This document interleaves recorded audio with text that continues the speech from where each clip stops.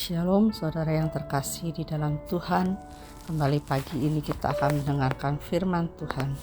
Mari sama-sama kita masuk dalam doa. Terima kasih Tuhan atas hari ini, hari yang baru bagi kami, di mana Tuhan atas kasih anugerah Engkau, pimpinan Engkau, kami ada sebagaimana kami ada. Kiranya Tuhan Kau pimpin setiap langkah dalam hidup kami, supaya selalu boleh berada di dalam kehendak dan rencana Engkau. Kuduskan kami, jauhkan dari hal-hal yang tidak berkenan kepada Engkau. Buka hati pikiran kami untuk selalu ingat akan firman Engkau. Terima kasih ya Tuhan.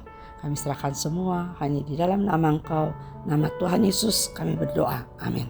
Firman Tuhan pada pagi hari ini bertemakan tentang setiap momen itu berharga.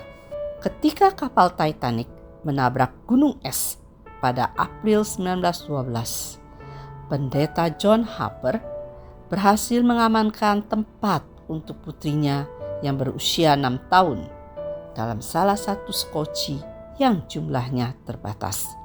Ia lalu memberikan rompi pelampungnya kepada seorang penumpang lain dan memberitakan Injil kepada setiap orang yang mau mendengarkannya. Dan ketika kapal itu tenggelam dan ratusan orang menantikan penyelamatan yang tak kunjung datang, Harper berenang dari satu orang ke orang lain sambil berkata, "Percayalah kepada Tuhan Yesus Kristus dan engkau akan selamat." Kisah Para Rasul pasal 16 ayat 31.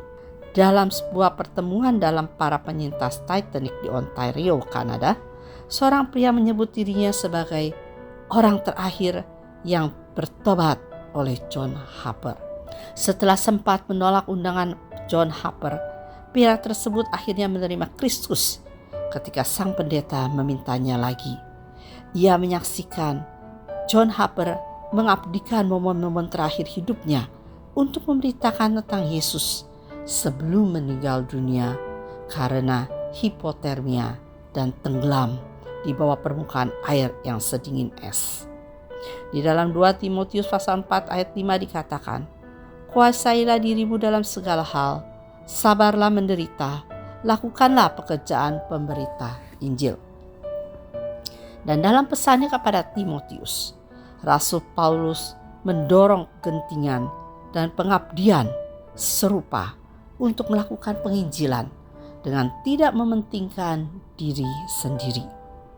Dengan menegaskan kehadiran Allah yang tidak pernah berubah dan kedatangan kembali Yesus yang pasti terjadi.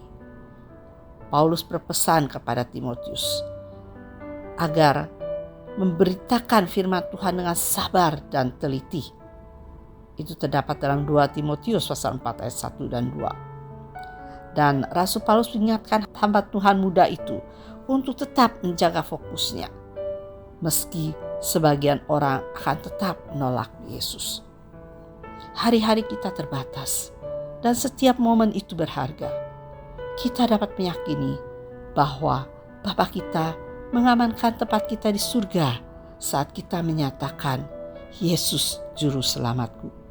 Bagaimana mengetahui terbatasnya hari-hari Anda dan meningkatkan kerinduan Anda untuk membagikan kabar baik tentang kasih Yesus? Bagaimana Anda akan menjangkau orang lain hari ini? Berdoalah dan katakan, "Berilah aku kesempatan untuk membagikan kasih-Mu kepada orang lain."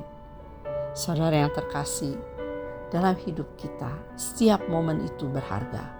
Mari gunakanlah waktu yang berharga ini untuk selalu dapat menyampaikan kasih Tuhan kepada orang lain, menyampaikan berita Injil kepada orang lain, sehingga orang lain dapat menerima karunia kasih anugerah Engkau dan beroleh pertobatan dan diselamatkan.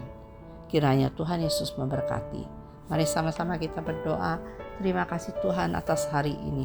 Kiranya Kau pimpin hidup kami Tuhan untuk boleh selalu berada ya Tuhan di dalam momen-momen di mana kami boleh membagikan kasih-Mu Tuhan, menyatakan kasih-Mu kepada orang lain, memberkati orang lain Tuhan, sehingga orang lain dapat mengetahui akan kasih Engkau, mengenal firman Engkau Tuhan, dan juga memberikan mereka bertobat dan diselamatkan. Terima kasih ya Tuhan, kami serahkan semua di dalam nama Engkau, nama Tuhan Yesus kami berdoa. Amin.